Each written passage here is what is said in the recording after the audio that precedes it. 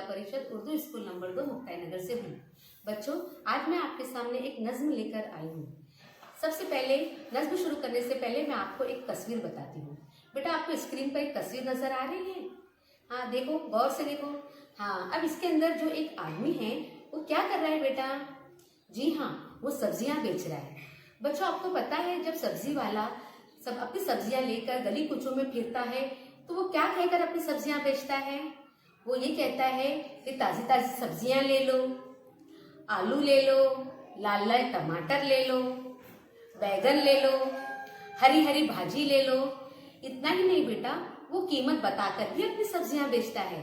जैसे 10 रुपए किलो प्याज ले लो, 15 रुपए पाव बैगन ले लो, भिंडी ले लो, है ना। तो इस तरह से वो आवाज लगाकर अपनी तमाम सब्जियां बेचता है। ठीक उसी तरह से बच्चों, आज हम आपकी जमात अव्वल की उर्दू की दरसी किताब से नज्म पढ़ेंगे ले लो, और देखेंगे दुकानदार किस तरह से अपने सामान, किस तरह से अपनी चीजें और क्या कहकर अपनी चीजें वो फरोख्त करता है। तो चलिए बच्चों, शुरू करते हैं नज्म ले लो।